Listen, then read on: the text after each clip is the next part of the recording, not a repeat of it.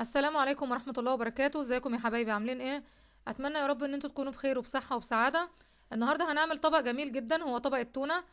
طبعا بمناسبة ان التونة الايام دي متوفرة في السوق وسعرها مش غالي، غير ان هي طبعا قيمتها الغذائية عالية وغنية بالاوميجا 3. فطبعا فرصة بقى ان احنا نعمل التونة وما نشتريهاش من بره جاهزة. وخاصة طبعا للجماعة اللي عايزين يعملوا دايت، او طبعا اللي عايز كمان يحافظ على صحته. يعني التونة من الاسماك الحلوة جدا جدا. يلا بينا بقى نروح نشوف هنعمل التونة بتاعتنا في البيت ازاي، بنفس التكنيك بتاع بره لكن بدون مواد حافظة. المكونات زي ما انتم شايفين، معايا سمك التونة. سمك التونة دي انا عاملة 5 كيلو. انا بس كل اللي عملته خليت السماك فتحها لي وشال سلسلة الظهر بتاعتها، عملها لي زي الفيليه كده عشان تسهل عليا بس الموضوع. هي دي بسم الله ما شاء الله يعني 5 كيلو. معايا كمان الجزر، ليمون، بصل، طماطم، فلفل حامي، وتوم انا مقطعاه صاص كده. تمام عشان بس تطلع الريحه بتاعته.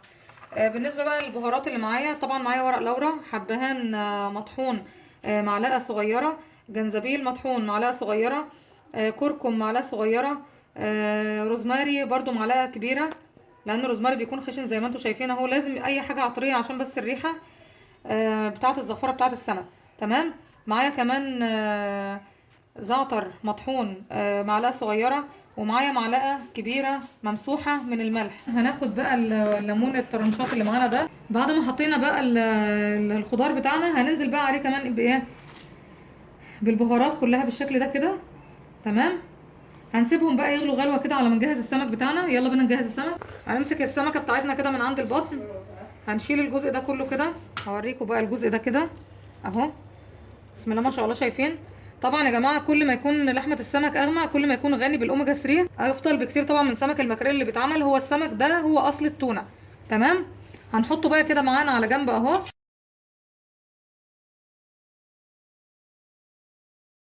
برضو هنشيل الجزء ده منها خالص كده اهو.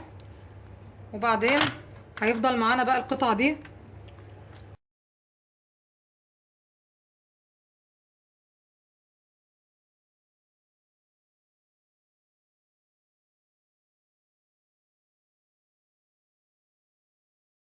دلوقتي بعد ما قطعته بقى كله بقى مربعات زي ما انتم شايفين بالشكل ده كده.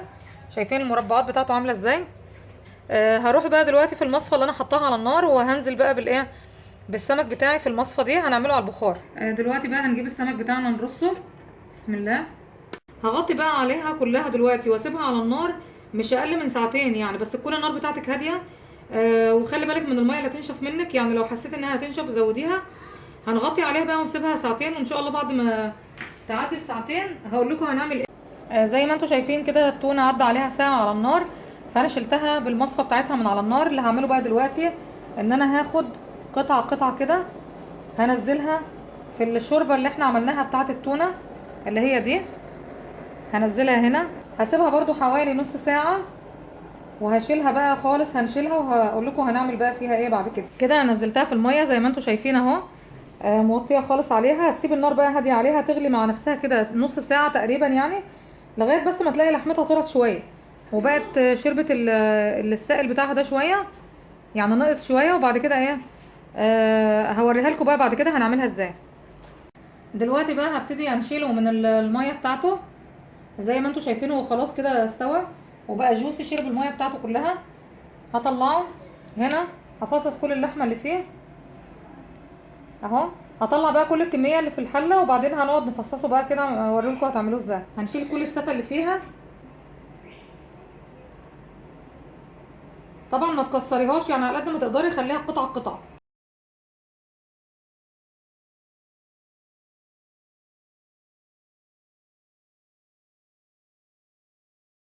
دلوقتي احنا خلاص نضفنا التونه زي ما انتم شايفين اهو. دلوقتي بقى هنجهز مع بعض طبق منها، ونفس ما هجهز الطبق بتاعي دوت انتوا ممكن تحفظيه في برطمان في التلاجة بنفس الطريقه. هتاخدي بقى مجموعه من التونه، يعني كام قطعه كده من التونه تحطيها بالشكل ده كده. هتعملي الحركه دي بس في برطمان محكم الغلق. وبعدين هتاخدي شويه من الصوص اللي هو اللي طلع منها بتاع اللي سلقنا فيها، هتنزلي بيه كده. تمام. وليمون،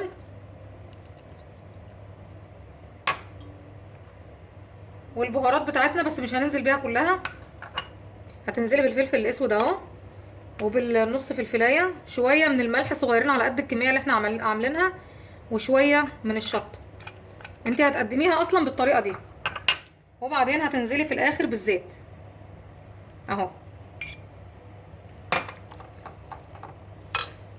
وهتحطي برضو شويه خل. لو هتعملي بقى هتحفظي في برطمان، لو هتحفظي الكميه دي في برطمان هتحفظيها بنفس الطريقه، بس طبعا على حسب الكميه اللي انت هتعمليها هيكون نسبه السائل لازم يكون مغطيها زي ما انا مغطيه ايه التونه بتاعتي بالشكل ده كده. اهم حاجه الكميه اللي انت هتخزنيها في التلاجة تكون مغموره بالزيت بالشكل ده كده. كميه الخل ما تكتريهاش هي والليمون عشان ما يبقاش مزز معاكي قوي، لغايه ما تشوفي الكميه المناسبه ليكي، عشان ما تضطريش انك تغسلي التونه بتاعتك. شايفين عامله ازاي؟ فاتحه وجميله قوي ازاي ما شاء الله. طعمها عايزه اقول لك ان طعمها روعه. جربيها في البيت ان شاء الله، اكيد مش هتشتريها من بره تاني لما تجربيها في البيت. عايزه اقول لك ان الكميه دي كلها كلفتني بس اللي هي سمكه التونه اللي انا عملتها. كان السمكه وزنها كان 5 كيلو. الكميه بقى اللي انت هتحفظيها في التلاجة، الكميه دي مثلا انت هتحفظيها في التلاجة، هتغطيها اللي هتغطي بقى العلبه بتاعتك كده او في برطمان. احفظيها بقى في التلاجة، مفيش اي مشكله، ممكن تقعد معاكي شهر مفيش اي مشكله خالص. اتمنى ان انتوا تجربوا الطريقه بتاعتي، واتمنى كمان ان هي تنال اعجابكم باذن الله. طبعا ما تنسوش لو عجبتكم الطريقه بتاعتي تدعموني بلايك وسبسكرايب وشير للقناه، وما تنسوش كمان تفعلوا الجرس عشان يوصلكم مني كل جديد. والسلام عليكم ورحمه الله وبركاته.